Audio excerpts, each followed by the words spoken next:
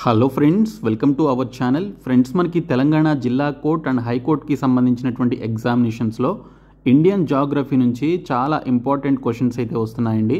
So మనకి రిపీటెడ్గా అడుగుతున్నటువంటి మోస్ట్ ఇంపార్టెంట్ క్వశ్చన్స్కి సంబంధించిన కంప్లీట్ డిస్కషన్ ఈ వీడియోలో చూద్దాము. వీడియో చూస్తున్నటువంటి వారు వీడియోని లైక్ చేసి ఛానల్ని సపోర్ట్ చేయండి. చాలామంది వీడియోస్ చూస్తున్నారు కానీ లైక్ చేయట్లేదు. ఈ వీడియోకి 1000 లైక్స్ అయితే ఎక్స్పెక్ట్ చేస్తున్నాను. సో ప్రతి ఒక్కరు లైక్ చేసి మీ ఫ్రెండ్స్కి షేర్ చేయండి. ఫస్ట్ టైం మన ఛానల్ని విజిట్ చేస్తే సబ్స్క్రైబ్ చేసుకొని బెల్ సింబల్ని యాక్టివేట్ చేసుకోండి. ఫ్రెండ్స్, డీటెయిల్స్లోకి వెళ్లే ముందు మేము మీకు తెలంగాణ జిల్లా కోర్ట్ అండ్ హైకోర్టు ఉద్యోగాలకి సంబంధించి మేము మీకు ఫస్ట్ నుంచి ఇస్తున్నటువంటి ఒక మెగా కోర్స్ ఏదైతే ఉందో ఈ కోర్స్ మేము మీకు 499 రూపీస్ ఉన్నటువంటి కోర్స్ని 399 రూపీస్కి అందిస్తున్నాము. ఈ ఆఫర్ని మరొక 2 డేస్ వరకు పొడిగించామండి మీకోసం. సో ఈ రోజే లాస్ట్ డేటు. సో నిన్నటి నుంచి పొడిగించడం జరిగింది. యాక్చువల్గా మొన్నటితోనే ఆఫర్ క్లోజ్ అయింది. సో ఈరోజు నైట్ లోపు ఎవరైతే ఈ కోర్స్ని తీసుకుంటారో వారు 399 రూపీస్కే 5 months వ్యాలిడిటీతో పొందవచ్చు అనమాట. రేపటి నుంచి ప్రైస్ అనేది చేంజ్ అవుతుంది.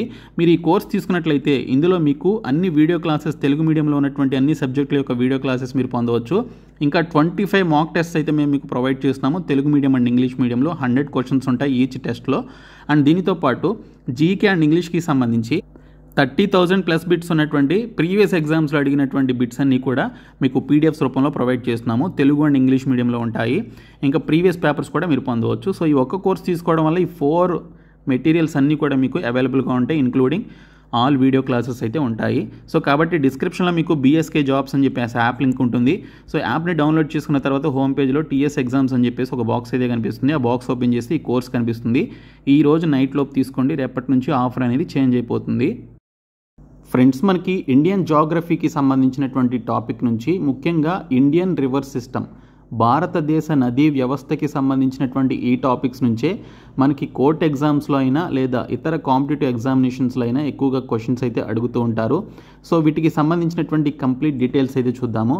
సో ముందుగా చూసినట్లయితే which is the longest river in India, భారతదేశంలో అతి పొడవైన నది ఏది అని ఒక క్వశ్చన్ అయితే అడిగారు. సో మీ అందరికీ తెలిసిందే. సో భారతదేశంలో అతి పొడవైన నది గంగా రివర్ అండి. సో గంగా రివర్ మనకి 2525 కిలోమీటర్లు విస్తరించి అయితే ఉంటుంది.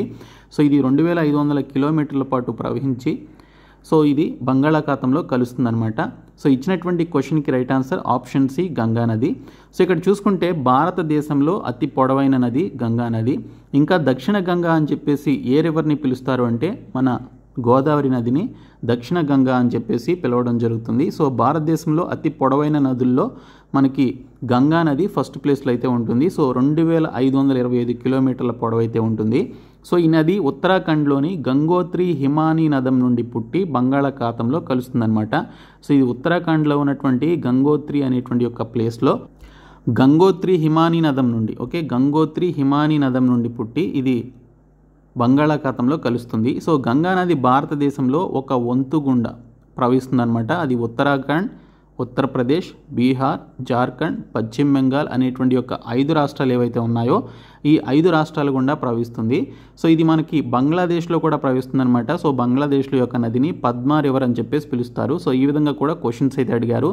గంగా నదిని బంగ్లాదేశ్లో ఏ పేరుతో పిలుస్తారని చెప్పేసి అడుగుతారు, లేదా పద్మా రివర్ అని చెప్పేసి లేదా పద్మా నది అని చెప్పేసి ఏ నదిని పిలుస్తారు బంగ్లాదేశ్లో అని చెప్పేసి అడుగుతారు. సో మనకి బంగ్లాదేశ్లో బ్రహ్మపుత్ర నది ప్రవహిస్తుంది, అలాగే గంగా నది కూడా ప్రవహిస్తుంది. అయితే బంగ్లాదేశ్లో ప్రవహించేటువంటి యొక్క గంగా నదిని వారు పద్మా రివర్ అని చెప్పేసి పిలవడం జరుగుతుంది. So next question, which river is also known as దక్షిణ గంగా? ఏ నదిని దక్షిణ గంగా అని కూడా పిలుస్తారు అని చెప్పేసి క్వశ్చన్ అయితే ఉంది. చాలా ఇంపార్టెంట్ క్వశ్చన్ ఇది కూడా చాలా ఎగ్జామినేషన్స్లో అడిగారు. సో నేను ఆల్రెడీ చెప్పాను. సో గోదావరి నదిని దక్షిణ గంగా అని చెప్పేసి పిలుస్తారు. సో ఇక్కడ చూసుకుంటే మనకి గోదావరి నది మహారాష్ట్రలోని నాసిక్ జిల్లాలోని త్రయంబకేశ్వర్ అనేటువంటి కొండ నుండి ఇది ఉద్భవిస్తుందన్నమాట. సో గోదావరిని దక్షిణ గంగా అని చెప్పేసి పిలుస్తారు. సో భారతదేశంలో గంగా నది తరువాత అతి పొడవైనటువంటి నది గోదావరి నది. అలాగే ఇక్కడ కావేరీ నదిని కూడా మనకి ఇక్కడ చూసుకుంటే దక్షిణ భారతదేశపు గంగా అని చెప్పేసి పిలవడం జరుగుతుంది. నెక్స్ట్ క్వశ్చన్ వచ్చేసి dash is known as the sorrow of Bihar. Bihar దుఃఖదాయిని అని ఏ నదిని పిలుస్తారు అని చెప్పేసి చాలాసార్లు ముఖ్యంగా ఎస్ఎస్సి అండ్ రైల్వే లాంటి ఎగ్జామినేషన్స్లో ఈ యొక్క క్వశ్చన్ అయితే అడిగారండి. సో బీహార్కి సంబంధించినటువంటి దుఃఖదాయిని లేదా బీహార్ దుఃఖం అని చెప్పేసి ఏ నదిని పిలుస్తారు అంటే కోసి నదిని పిలుస్తారనమాట. సో కోషి రివర్ అని చెప్పేసి అంటారు. So Koshi river is also called as sorrow of Bihar. So Kosi river is known as its diversion which is the main reason for floods in Bihar. Okay, బీహార్లో వరదలు రావడానికి సంబంధించి దాని యొక్క డైవర్షనే కారణం అనమాట. సో ఇక్కడ చూసుకుంటే కోసి నది టిబెట్ నుంచి ఇది ఉద్భవిస్తుంది. నేపాల్లోని టిబెట్ నుంచి ఉద్భవించి అది మన బీహార్లోకి వస్తుంది. సో బీహార్ నుంచి మళ్ళీ గంగానదికి కలుస్తుంది అనమాట. సో ఇది గంగానదికి సంబంధించినటువంటి ఉపనది. ఇది చైనా, నేపాల్ మరియు భారతదేశం గుండా ప్రవహిస్తుంది. ఇది గంగా యొక్క ఎడమ బ్యాంక్ను ఉపనదిని ఏర్పరుస్తుంది అనమాట. సో ఇది లెఫ్ట్ బ్యాంక్ అంటే ఎడమవైపు ఉండేటువంటి కట్ట ఏదైతే ఉంటుందో సో అటువైపు గంగానదిలో కలుస్తుంది అనమాట. సో కలిసినటువంటి గంగానది బంగాళాఖాతంలో కలుస్తుంది. సో ఈ విధంగా దీనికి సంబంధించి గంగానది యొక్క ట్రిబ్యూటరీ అని చెప్పేసి కూడా పిలుస్తారు, ఉపనది అని కోసి నదిని. సో కోసి నదిని బీహార్ దుఃఖదాయిని అని చెప్పేసి కూడా అంటారు. So next question, which river in India crosses the Tropic of Cancer twice?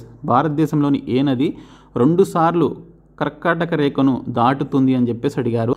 So ఆ నది వచ్చేసి మహీ నది అండి. సో మహీ రివర్ అని ఒక నది అయితే ఉంటుంది. సో ఆ నది కర్కాటక రేఖను 2 సార్లు క్రాస్ చేస్తుంది అనమాట. సో ఇది చూసుకుంటే కర్కాటక రేఖను 2 సార్లు దాటినటువంటి ఏకైక నది మహీ అనేటువంటి నది. ఇది మధ్యప్రదేశ్లో పుట్టి రాజస్థాన్, గుజరాత్ల గుండా ప్రవహించి గల్ఫ్ ఆఫ్ కంబత్ అరేబియా సముద్రంలో ప్రవేశిస్తుంది. ఇది భారతదేశంలో పశ్చిమంగా ప్రవహించేటువంటి 5 నదుల్లో ఇది కూడా ఒకటనమాట.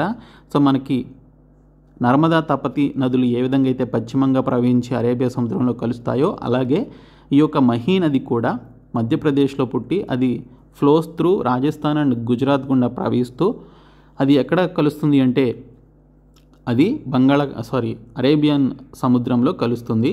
సో ఇక్కడ చూసుకుంటే ఈ మహీ అనేటువంటి నది కర్కాటక రేఖను ట్రాపిక్ ఆఫ్ క్యాన్సర్ను 2 సార్లు క్రాస్ చేస్తుందన్నమాట. ఓకే, సో ఇక్కడ చూసుకుంటే మీరు ఈ మ్యాప్లో మీరు చూడొచ్చు కర్కాటక రేఖ వెళ్ళేటువంటి ఆ రాష్ట్రాలు, ఓకే, టచ్ అయ్యేటువంటి రాష్ట్రాలు మొత్తం 8 రాష్ట్రాలు. ఈ క్వశ్చన్ కూడా చాలా ఇంపార్టెంట్. సో కర్కాటక రేఖ లేదా ట్రాపిక్ ఆఫ్ క్యాన్సర్ ఎన్ని రాష్ట్రాల గుండా వెళ్తుంది భారతదేశంలో అని చెప్పేసి అడుగుతారు. మొత్తం 8 రాష్ట్రాలు అనమాట. సో ఆ రాష్ట్రాలు ఏంటనేది చూసుకుంటే ఈ లైన్ డాటెడ్ లైన్ ఏదైతే ఉందో సో ఈ డాటెడ్ లైన్ కర్కాటక రేఖ. సో ఇది గుజరాత్, ఇక్కడ రాజస్థాన్లో కూడా కొంచెం టచ్ అయింది చూడండి. సో గుజరాత్, రాజస్థాన్, మధ్యప్రదేశ్, ఛత్తీస్గఢ్, జార్ఖండ్, వెస్ట్ బెంగాల్, త్రిపుర, మిజోరాం ఈ 8 రాష్ట్రాల గుండా ఈ యొక్క కర్కాటక రేఖ అనేది ప్రవహిస్తుందన్నమాట. సో ఈ కర్కాటక రేఖని మధ్యప్రదేశ్లో పుట్టినటువంటి మహీ అనేటువంటి రివర్ ఈ విధంగా ప్రవహిస్తూ 2 సార్లు క్రాస్ చేస్తూ కర్కాటక రేఖని 2 సార్లు క్రాస్ చేస్తూ అది నర్మదా, తపతి రివర్స్ లాగానే Arabian సీలో కలుస్తుందన్నమాట.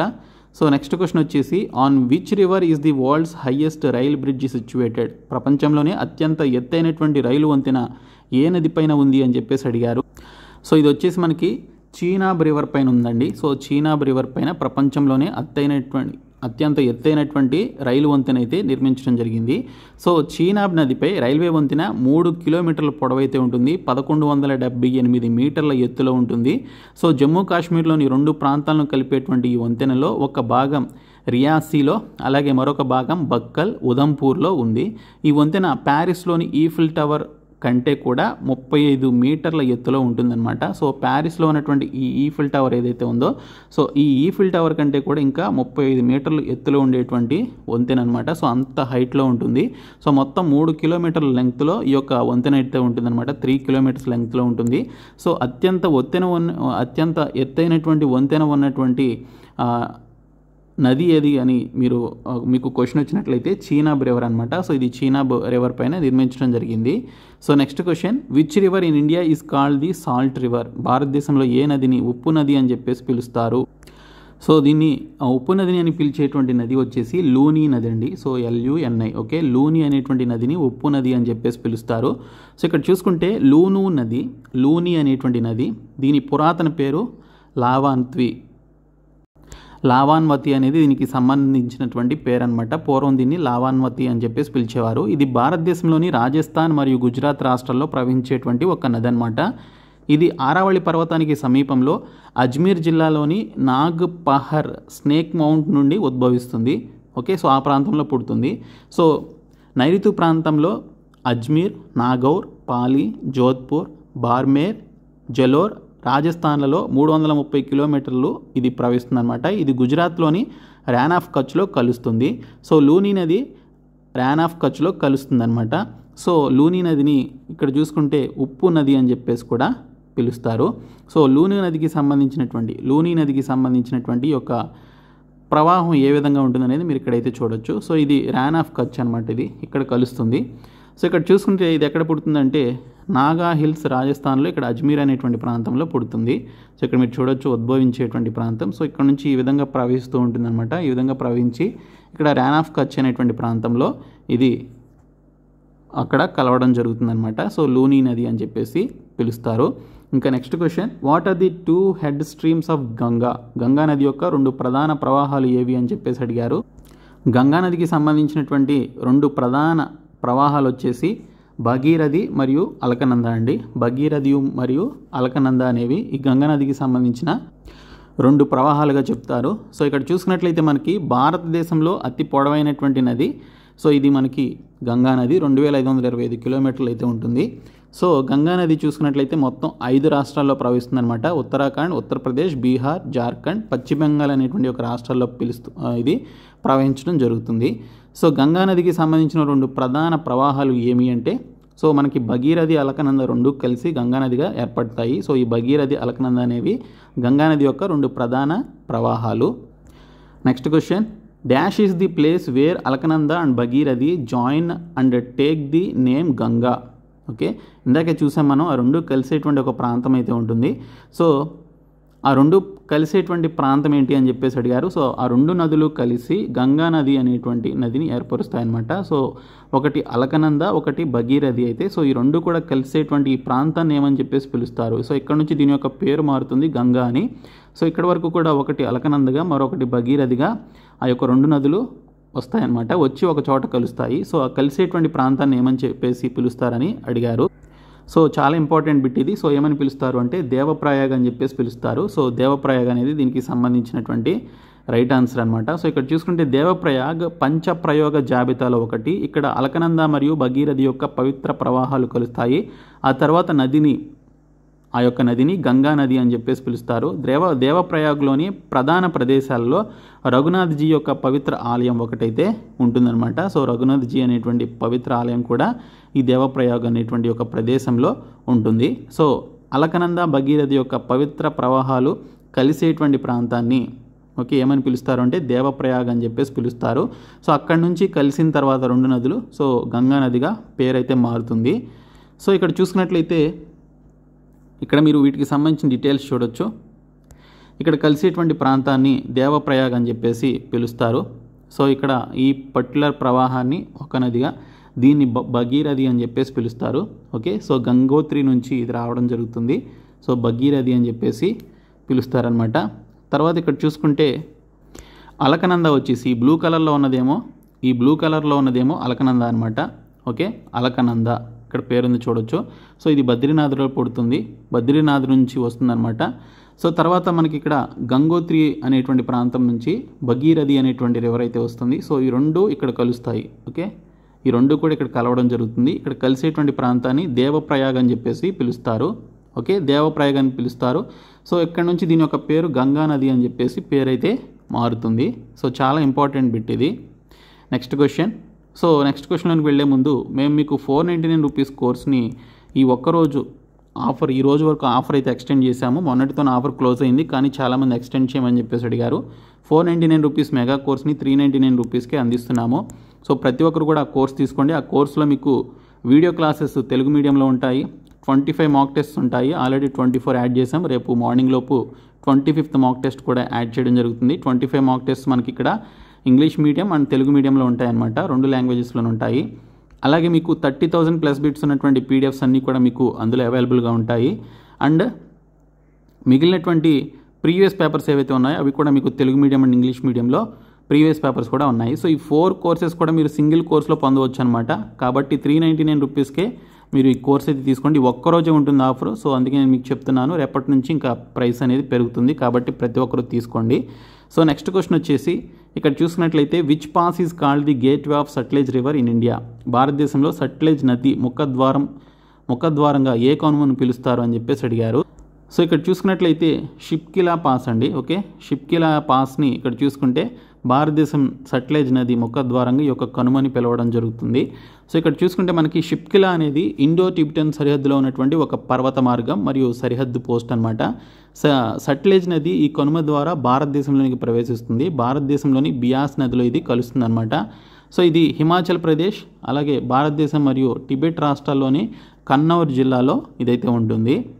Okay, so next question వచ్చేసి Daporijo bridge in Arunachal Pradesh is built on which river? Arunachal ప్రదేశ్లోని డెపోరిజో వంతెనను ఏ నదిపై నిర్మించారని చెప్పేసి అడిగారు. ఇది ఏ నదిపై నిర్మించారు అంటే సుబన్సిరి అనేటువంటి నదిపైన నిర్మించడం జరిగింది. సుబన్సిరి అనేటువంటి నదిపైన నిర్మించారు. సో ఇది చూసుకుంటే అరుణాచల్ ప్రదేశ్లోని సుబన్సిరి జిల్లాలో ఉన్నటువంటి సుబన్సిరి నదిపై బోర్డర్ రోడ్స్ ఆర్గనైజేషన్ బ్రో అనేటువంటి ఒక ఆర్గనైజేషన్ వారు డెపోరిజో అనేటువంటి వంతెనను నిర్మించడం జరిగింది. ఇది 430 అడుగుల పొడవైనటువంటి బెయిలీ వంతెన అనమాట. సో బిఆర్ఓ ఓకే బ్రో అనేటువంటి యొక్క భారతదేశానికి చెందినటువంటి బ్రో అనేటువంటి యొక్క ఆర్గనైజేషన్ వారు భారత్ చైనా సరిహద్దుల్లోని వాస్తవాధీన రేఖ అయినటువంటి LACకి 40 టన్నుల బరువు ఉన్నటువంటి వాహనాలను రవాణా చేయడానికి ఈ వంతెనను నిర్మించడం జరుగుతుంది. ఈ వంతెన ఎంతగానో ఈ యొక్క పర్టికులర్ రవాణాకి సంబంధించి ఉపయోగపడుతుంది అనమాట. సో ఇది మనకి అరుణాచల్ ప్రదేశ్లోని సుబన్సిరి అనేటువంటి జిల్లాలో ఉన్నటువంటి సుబన్సిరి అనేటువంటి నదిపైన నిర్మించినటువంటి ఈ బ్రిడ్జ్ పేరే డపోరిజో అనేటువంటి బ్రిడ్జ్ అనమాట. ఓకే, సో నెక్స్ట్ క్వశ్చన్ వచ్చేసి ఇక్కడ మీరు దీనికి సంబంధించినటువంటి పర్టికులర్ మ్యాప్ కూడా చూడొచ్చు. ఇక్కడ మీకు మ్యాప్లో చూసుకున్నట్లయితే సుబన్సిరి అని చెప్పేసి రివర్ అయితే ఉంది చూడండి, బ్లాక్ కలర్లో ఇలా పైనుంచి వచ్చింది చైనా మీదుగా ఈ విధంగా వస్తుందన్నమాట. సో ఈ సుబన్సిరి అనేటువంటి రివర్ పైనే మనకి డపోరిజో అనేటువంటి బ్రిడ్జ్ని అయితే నిర్మించడం జరిగింది. ఇది అరుణాచల్ ప్రదేశ్లో ప్రవహిస్తుంది అనమాట. సుబన్సిరి అనేటువంటి జిల్లాలో ప్రవహిస్తుంది. Next question the dash river originates from Amarkantak Madhya Pradesh. Dash నది మధ్యప్రదేశ్లోని అమర్కంటక్ నుండి ఉద్భవిస్తుంది అని చెప్పేసి క్వశ్చన్ అయితే వచ్చింది. సో దీనికి సంబంధించినటువంటి రైట్ ఆన్సర్ వచ్చేసి నర్మదా రివర్ అండి. సో నర్మదా నది మధ్యప్రదేశ్లోని అమర్కంటక్ అనేటువంటి ప్రాంతంలో ఉద్భవిస్తుంది అనమాట. ఉద్భవించడం అంటే అక్కడ పుడుతుంది అది. ఓకే, సో ఇక్కడ చూసుకుంటే అమర్కంటక్ సమీపంలోని మికాలా శ్రేణి ఈ నదికి మూలం మరియు పశ్చిమం వైపు ఇది ప్రవహిస్తుంది అనమాట. సో మికాలా అనేటువంటి శ్రేణిలో అమర్కంటక్ సమీపంలోని మికాలా అనేటువంటి శ్రేణిలో ఈ యొక్క నది అనేది ఉద్భవించడం జరుగుతుంది. ఇది పశ్చిమంగా ప్రవహిస్తూ అరేబియా సముద్రంలో కలుస్తుంది. మధ్యప్రదేశ్లోని తన ప్రయాణాన్ని ప్రారంభించడం జరుగుతుంది. రేవా నది నర్మదా నది యొక్క మరొక పేరు అనమాట. రేవా అనేటువంటి నదికి సంబంధించి చూసుకుంటే నర్మదా నదికి సంబంధించిన మరొక పేరు రేవా నది. సో నర్మదా నదిపై ఆనకట్టలు మరియు హైడ్రో ప్రాజెక్ట్స్ అయితే ఉన్నాయి. అవేంటనేది చూసుకుంటే మహేశ్వర్ ఆనకట్ట అలాగే సర్దార్ సరోవర్ ఆనకట్ట అయితే నిర్మించారు. దీంతో పాటు ఇందిరాగాంధీ సాగర్ ఆనకట్ట కూడా నిర్మించడం జరిగింది. సో మహేశ్వర్ ఆనకట్ట, సర్దార్ సరోవర్ ఆనకట్ట, ఇందిరాగాంధీ సాగర్ ఆనకట్టల్ని నిర్మించడం జరిగింది. సో ఈ యొక్క నర్మదా నదిని రేవా రివర్ అని చెప్పేసి కూడా పిలుస్తారు. రేవా నది అని చెప్పేసి కూడా పిలవడం జరుగుతుంది. ఇది మధ్యప్రదేశ్లోని అమర్కంటక్ అనేటువంటి యొక్క ప్రాంతంలో పుడుతుందన్నమాట లేదా ఉద్భవిస్తుంది. సో ఇక్కడ మీరు చూడొచ్చు Narmada river and it's tributaries మీరు ఇక్కడైతే చూడొచ్చు. సో ఇక్కడ చూసుకుంటే మనకి మధ్యప్రదేశ్లోని ఈ అమర్కంటక్ అనేటువంటి ప్రాంతంలో ఈ యొక్క నర్మదా నది అయితే ప్రవహిస్తుందన్నమాట. సో ఈ విధంగా మనకి ఏదైతే లైట్ పింక్ కలర్లో ఏదైతే ఉందో సో ఈ కలర్లో మనకి ఏదైతే పాత చూపించారో ఆ పాతలు ఈ విధంగా ప్రవహిస్తూ గుజరాత్లోనికి వచ్చి ఇక్కడ గల్ఫ్ ఆఫ్ కంబాట్ దగ్గరలో అరేబియన్ సీలో కలుస్తుందన్నమాట. సో ఇక్కడ మీరు చూడొచ్చు. సో దీనికి సంబంధించినటువంటి ట్రిబ్యూటరీస్ ఏ విధంగా ఉన్నాయో బ్లూ కలర్లో ఉన్నటువంటి ఇవన్నీ కూడా ఈ యొక్క నర్మదా నదికి సంబంధించినటువంటి ట్రిబ్యూటరీస్ అనమాట, అంటే ఉపనదులు. ఓకే, ఈ నదికి సంబంధించినటువంటి ఉపనదులు. సో ఈ యొక్క నర్మదా నదిని రేవా రివర్ అని చెప్పేసి కూడా పిలుస్తారు. రేవా నది అని చెప్పేసి కూడా పిలవడం జరుగుతుంది. అమర్కంటక్ అనేటువంటి ప్రాంతంలో ఈ యొక్క నది అయితే ఉద్భవిస్తుంది. So next question which is the longest river in India? భారతదేశంలో అతి పొడవైనటువంటి నది ఏది? సో భారతదేశంలో అతి పొడవైనటువంటి నది గంగా నది అండి. సో మనం ఆల్రెడీ డిస్కస్ చేశాము. సో దీనికి సంబంధించి మీరు ఇక్కడ చూడొచ్చు. భారతదేశంలో అతి పొడవైనటువంటి నది ఇది గంగా నది. మొత్తం 2525 కిలోమీటర్లు అయితే ఇది విస్తరించడం జరిగింది.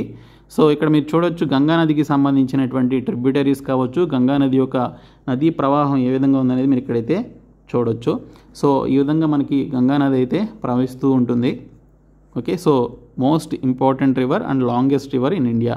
సో ఇక్కడ చూసుకుంటే మనకి ఇక్కడ బ్రహ్మపుత్ర నదిని బంగ్లాదేశ్లో జమున అని చెప్పేసి పిలుస్తారు. గంగా నదిని బంగ్లాదేశ్లో పద్మ అని చెప్పేసి పిలవడం జరుగుతుంది. సో ఇక్కడ ఆ దేశంలోనికి ఎంటర్ అయిన వెంటనే ఆ నదుల యొక్క పేర్లు అనేవి మారిపోతాయి. మీరు ఇక్కడ చూడొచ్చు, జమున అని చెప్పేసి పేరు ఉంది. ఇది బ్రహ్మపుత్ర నదికి సంబంధించినటువంటి పేరు జమున అనమాట. బంగ్లాదేశ్లో ఆ విధంగా పిలుస్తారు. తర్వాత పద్మా రివర్ అని చెప్పేసి దేన్ని పిలుస్తారంటే గంగా నదిని పద్మా రివర్ అని చెప్పేసి పిలుస్తారు. ఇంకా మనం బీహార్కి సంబంధించినటువంటి దుఃఖదాయిని అని చెప్పేసి క్వశ్చన్ చూసాం కదా, ఇది కోసి రివర్ అనమాట. సో ఇది మనకి టిబెట్లో పుడుతుంది. ఇక్కడ ఈ విధంగా టిబెట్లో పుట్టి, సో ఇది చూసుకున్నట్లయితే మనకి ఈ విధంగా నేపాల్ గుండా ప్రవహిస్తూ బీహార్లోనికి వచ్చి బీహార్ నుంచి గంగా నదిలో కలుస్తుందన్నమాట. సో దీన్ని బీహార్ యొక్క దుఃఖదాయిని అని చెప్పేసి పిలుస్తారు. సారో ఆఫ్ బీహార్ అని చెప్పేసి పిలవడం జరుగుతుంది. దీని యొక్క పర్టికులర్ ప్రవాహం వల్లనే బీహార్ అనేటువంటి రాష్ట్రంలో మనకి వరదలు అనేవి రావడం జరుగుతుంది. Okay, so next question, Kapildhara and Dugdhdhara falls are situated on which river? Kapildhara మరియు దువ్దార్ జలపాతం ఏ నదిపై ఉన్నాయని చెప్పేసి అడిగారు. సో దీనికి సంబంధించినటువంటి రైట్ ఆన్సర్ వచ్చేసి నర్మదా నది అండి. సో నర్మదా నది పైన ఈ యొక్క కపిలధార మరియు దువ్దార్ అనేటువంటి ఫాల్స్, ఓకే, జలపాతాలు అయితే ఉన్నాయన్నమాట. దువ్దార్ జలపాతం మరియు కపిల్ధార జలపాతం నర్మదా నదిపై ఉన్నాయి. కపిల్ధార జలపాతం మధ్య భారత రాష్ట్రమైనటువంటి మధ్యప్రదేశ్లోని అమర్కంటక్ జిల్లాలో ఈ యొక్క కపిల్ధార జలపాతం అయితే విస్తరించి ఉంది. అంటే అది ఆ యొక్క ఫాల్స్ అయితే ఉన్నాయన్నమాట. Next question, on which river is the largest river island of India situated? భారతదేశంలో అతిపెద్ద నదీ ద్వీపం ఏ నదిపై ఉంది? భారతదేశంలో అతిపెద్ద నదీ ద్వీపం ఏ నదిపై ఉంది అంటే ఇది బ్రహ్మపుత్ర నదిపై ఉందండి, అతిపెద్ద నదీ ద్వీపం. సో ఇక్కడ మీరు చూసుకున్నట్లయితే భారతదేశపు అతిపెద్ద నదీ ద్వీపం మజూలీ ఐలాండ్ అని చెప్పేసి పిలుస్తారు. సో ఇది అస్సాంలోని బ్రహ్మపుత్ర నదిలో ఉందన్నమాట. సో దీనిని అస్సాం సాంస్కృతిక రాజధాని అని కూడా పిలుస్తారు. బ్రహ్మపుత్ర నది దాని ఉపనదులు చూసుకుంటే ప్రధానంగా లోహిత్ అనేది ఉపనది. సో దీని యొక్క మళ్లింపు కారణంగానే, ఓకే, బ్రహ్మపుత్ర నదికి సంబంధించినటువంటి ఉపనదులు ఏవైతే ఉన్నాయో వాటి ప్రవాహాలకి సంబంధించినటువంటి డైరెక్షన్స్ కారణంగానే ఈ యొక్క మజూలీ అనేటువంటి ఐలాండ్ అనేది లేదా మజూలీ ద్వీపం అనేది ఏర్పడడం జరిగింది. So Majuli island is the largest island in river island in India అనమాట. ఇది బ్రహ్మపుత్ర నదికి సంబంధించింది. సో ఇక్కడ మీరు చూడొచ్చు, ఓకే, మజూలీ ఐలాండ్కి సంబంధించి ఇక్కడ మీరు చూడొచ్చు. సో ఇక్కడ మీరు చూసినట్లయితే ఇది బ్రహ్మపుత్ర రివర్ ఈ విధంగా ప్రవహిస్తుంది. ఈ విధంగా ప్రవహిస్తూ ఈ విధంగా బంగ్లాదేశ్లోకి వెళ్తుందనమాట.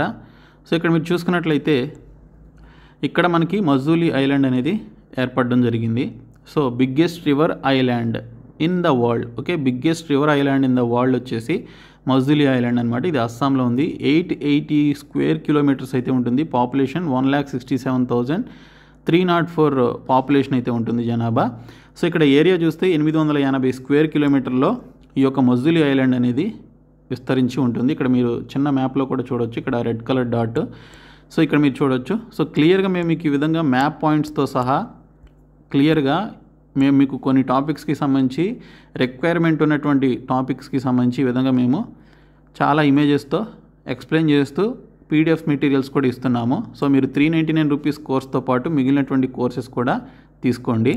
సో నెక్స్ట్ క్వశ్చన్ వచ్చేసి, Shivasamudram falls is situated on which river? Shivasamudram జలపాతం ఏ నదిపై ఉంది అని చెప్పేసి అడిగారు. శివసముద్రం అనేటువంటి యొక్క జలపాతం కావేరీ నదిపైన ఉందన్నమాట. సో కావేరీ నదిపైన ఈ యొక్క శివసముద్రం జలపాతం అయితే ఉంది. శివసముద్రం జలపాతం కర్ణాటకలోని కావేరీ నదిపై ఉంది. సో మొత్తం ఎత్తు 90 మీటర్లు, సో 300 అడుగులు హైట్లో అయితే ఉంటుందన్నమాట. సో ఇక్కడ మీరు చూడొచ్చు. సో దీనికి సంబంధించి శివసముద్రం ఫాల్స్ అనేవి మనకి ఈ ఏరియాలో అయితే ఉంటాయి. శివసముద్రం ఫాల్స్ అనేవి ఇక్కడ మనకి ఉంటాయన్నమాట. సో చాలా important bit. So next question, which mountain range is situated between Narmada and Tapti river? Narmada మరియు తపతీ నది మధ్య ఉన్నటువంటి పర్వత శ్రేణి ఏది అని చెప్పేసి అడిగారు. సో ఆ పర్వత శ్రేణి వచ్చేసి సాత్పురా పర్వత శ్రేణి అండి. సో సాత్పురా పర్వత శ్రేణి మనకి నర్మదా మరియు తపతీ నదులకు సంబంధించిన రెండింటి నదుల మధ్య ఈ యొక్క పర్వత శ్రేణి అయితే ఉంటుంది. సో సాత్పురా శ్రేణి అనేది నర్మదా తపతీ నదుల మధ్య ఉన్నటువంటి ఒక పర్వత శ్రేణి. నర్మదా నది సాత్పురా శ్రేణిలోని ఈశాన్య ప్రాంతం నుండి ఉద్భవించింది.